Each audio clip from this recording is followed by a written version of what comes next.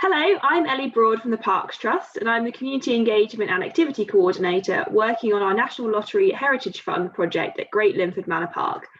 With me today are Jitka Vitechkova, who is a Senior Lecturer at the Open University, and Dr. Abigail Methley, who is a Senior Clinical Psychologist working in Northamptonshire Healthcare NHS Foundation's Trust, Older People's Community Mental Health Team, and Memory Assessment Service. The Parks Trust, where I work, is an independent charity that cares for the parks and green spaces in Milton Keynes. We have joined together with the Open University on a joint initiative to bring the outdoors to more people, and in particular to support older people living with dementia and their carers to accessing the outdoors. At the Parks Trust, we are huge advocates for the mental health benefits of the great outdoors, so it was really exciting when the Open University approached us to work together on this initiative. In our first podcast in this series, we explained about our joint venture called the Walking Programme, which is based at our historic Great Linford Manor Park. There's lots going on at this park at the moment, thanks to funding from the National Lottery, so it seemed like a great idea and a great place to start up an exciting new wellbeing initiative. You can catch our first podcast episode on our Parks Trust YouTube channel, but I will quickly summarise to bring everybody up to speed. Since 2019, we have been working with local volunteers to provide a dementia-friendly cafe at the local church, which is based in the beautiful surroundings of the Manor Park. From the cafe, attendees can go out on a guided walk led by one of our enthusiastic Friends of the Park volunteers to enjoy the outdoors in a safe way. Attendees get lots out of the cafe, including the chance to socialise, meet new people and to exercise. It takes place once a month, but until lockdown changed everything, it had been so successful we were planning to expand to twice monthly. Together, the OU and the Parks Trust are studying what the barriers and facilitators are for attending the guided walks, and we hope that the cafe will be back up and running soon so we can continue our research. But we wanted to go one step further and empower people to visit the outdoors on their own terms, which has become particularly relevant during the current pandemic where group gathering is not permitted. One of the initiatives we came up with, as suggested by Dr. Methley, who will speak to you very soon, was a dementia-friendly spotter sheet. It takes all of the fun of a kid's activity trail and gives it to adult visitors. The idea is that someone living with dementia and their carer can print out the spotter sheet and bring it with them to the park, which will bring the park to life. They can then either choose to complete the spotter sheet during a walk around the park or while sitting on a park bench. The objective is to spot as many of the things listed on the sheet as possible, which can be done over one or multiple visits. The spotter encourages people to take notice of the world around them, whilst enjoying the well-being benefits of free, green, open space. It's a great companion to anyone's walk, but particularly for those living with dementia and their carers. It's a great way to enliven a lockdown walk. The guided walks and spotter sheet are fun, and we hope inspiring ways for people with dementia and their carers to get out and about in local green space, but they're also interesting from an academic perspective.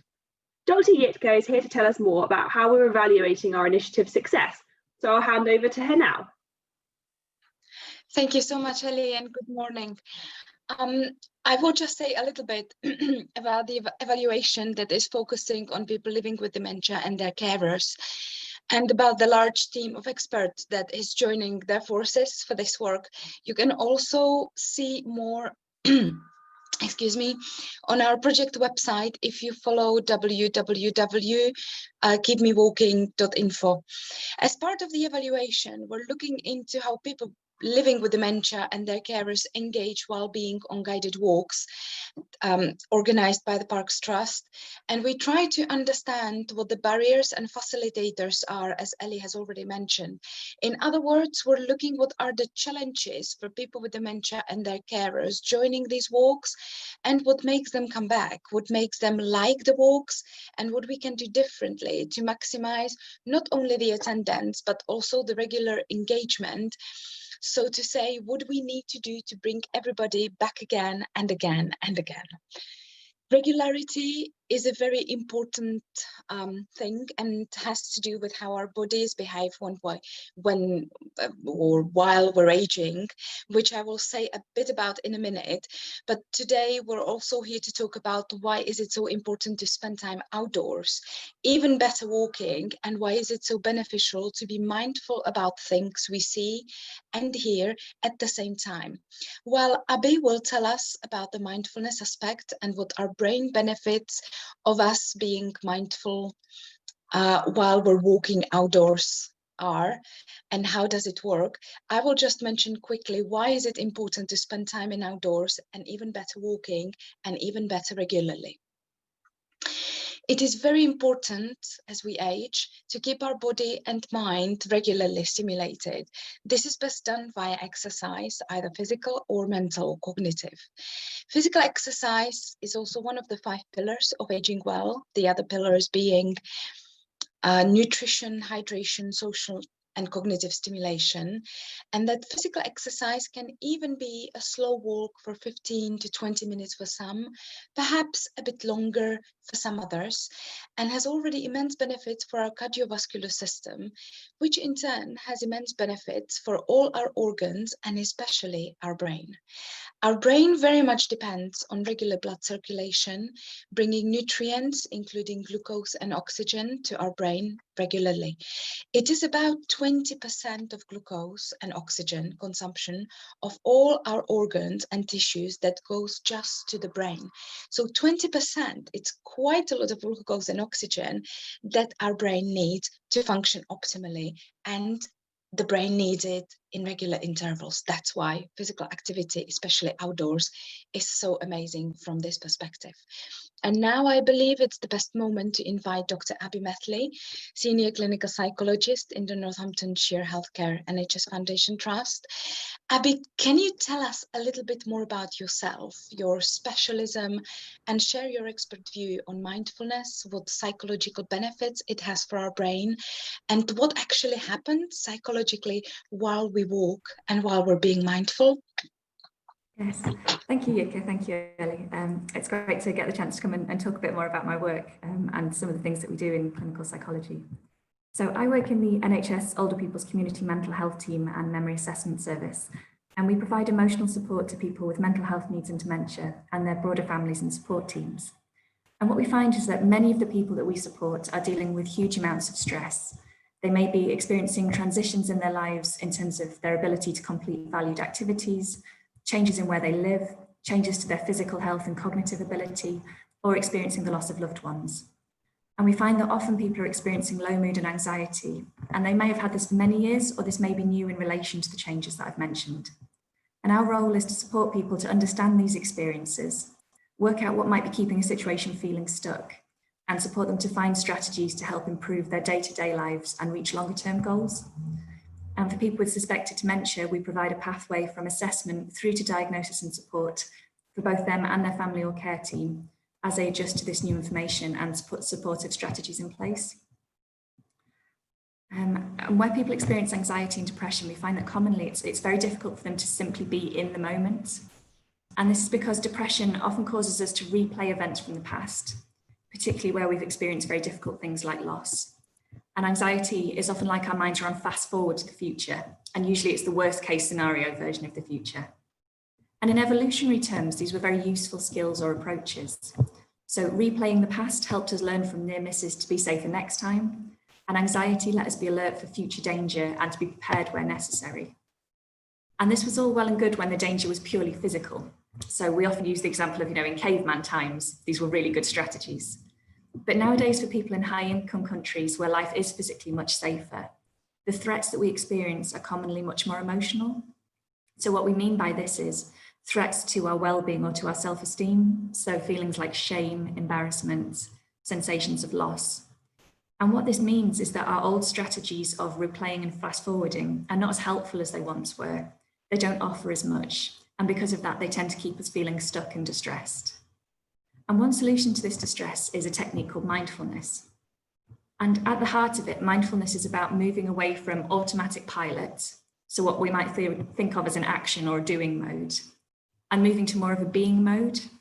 And in this, we're aware of our thoughts, feelings, experiences, and we get much more choice about how we want to respond to them. But commonly with mindfulness, there are a few myths, so I thought it might be helpful to just run through some of these today. Mindfulness is not the same as meditation. So for many people, it brings up images of, being sat on cushions, using bells, that type of thing. And that's simply not the case. There are many ways of being mindful that do not involve formal meditation. And actually being in nature is one of these. Some people may associate mindfulness and religion. And whilst there are mindfulness practices within every major religion, there there are also lots of ways to practice mindfulness without being religious. And mindfulness is not the same as relaxation. So whilst it can be a technique for relaxation, you can be mindful in any situation, even those that are really challenging. And this makes it a really useful technique for people, even when they're experiencing stress in their daily lives. And finally, there can be a misperception that mindfulness is about controlling your thoughts or being happy all the time. But actually, mindfulness is simply a way to experience all thoughts and experiences, both positive and negative. So again, it can be helpful even when you're in challenging situations. And when we broaden out this understanding of mindfulness, we start to see that really it's potentially useful for a very broad range of people, even those who may have initially thought that it wasn't for them. And what's great about mindfulness is as you practice it regularly, you start to lay down new pathways in the brain. In effect, it's almost like rewiring the brain. And we can actually pick up these changes on MRI scans, which is really exciting. And what we tend to see is changes in parts of the brain responsible for learning, regulating emotion and compassion. So these are bits called the hippocampus and the prefrontal cortex. And we start to see a decrease in the responsivity of the part of the brain that responds to threats, which is the amygdala. And what this means in practical terms is that people can focus more, they can appreciate things more, they connect more with people and things around them. And we know that's key to good mental health and feeling less stressed. And Yitka has mentioned about the important benefits of exercise more generally. What we also know is that being outdoors in either green spaces, which is parks or forests, or blue spaces around water, is linked to improved mental well-being, improved mood, reduced stress, and an improved sense of meaning. And natural settings, there's also evidence that's still in development that this can decrease stress on a very physical level, including lowering heart rates, lowering blood pressure, and decreasing cortisol, which is a stress hormone. And again, this leads to improvements in concentration and memory, and this has also been found for people with dementia. So spending time outside of people with dementia can lead to less agitation, reduced stress, increased self-esteem, and improved ability to communicate, which is fantastic. What it can also do is facilitate people's ability to reminisce about positive memories. And this is because memory and senses are really closely linked.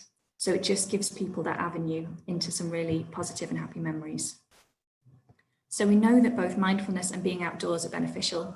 And excitingly, studies are now showing that interventions such as mindfulness-based stress reduction are even more effective when delivered in outdoor environments, and that improvements can be sustained when data is collected at 1 month. And this suggests there's something really special about combining mindfulness and outdoor settings. And this is something that we're really keen to incorporate more into NHS services, which have traditionally been very much based in hospitals or clinics. And Yitka has written some fantastic articles on this. Great, well, thank you both of you for expanding on all your wonderful academic research. It's great to see that it's not just a good idea on the surface, it's actually got a lot of academic backing as well. If you're interested in trying out the spotter sheet that we've talked about today, it's available on our Parks Trust website, so you can just search spotter sheet and you'll be able to download it there. But it's just the start of the journey, really, isn't it? We've got lots more exciting work planned, and we're hoping to see where this project can take us and how we can continue to help people in the community. And if you've been inspired by anything that you've heard today, or you'd like to talk about it with us further, you can get in touch with us. All the details are on the Keep Me Walking website. So it's www.keepmewalking.info.